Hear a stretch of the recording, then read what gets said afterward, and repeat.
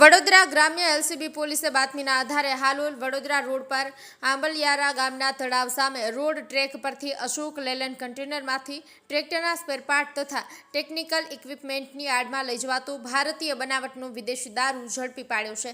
વડોદરા ગ્રામ્ય એલસીબી પોલીસનો સ્ટાફ પેટ્રોલિંગમાં હતો તે દરમિયાન બાતમી મળી હતી કે હાલોલ વડોદરા રોડ પર હાલોલથી વડોદરા તરફ A438 AB 6020 નંબરવાળું અશોક લેલેન્ડ કન્ટેનરમાં ભારતીય બનાવટનું વિદેશી દારૂ ભરી વડોદરા તરફ આવનાર છે।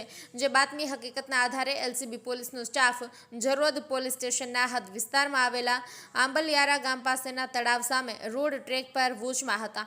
તે દરમિયાન બાતમી હકીકતવાળું અશોક લેલેન્ડ કન્ટેનર આવતા તેને થોભાવી તપાસ કરતા કન્ટેનરના પાછળના ભાગે ટ્રેક્ટરના સ્પેરપાર્ટ તથા ટેકનિકલ ટેલિકોમ ઇક્વિપમેન્ટની આડમાં છુપાવી લઈ જવામાં આવતો ભારતીય બનાવટનો વિદેશી દારૂ મળી આવ્યો હતો।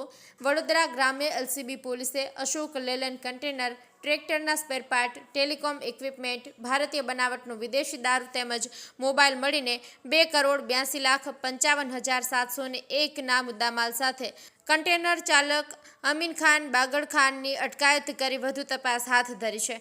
સંદીપ પટેલ વાઘોડિયા।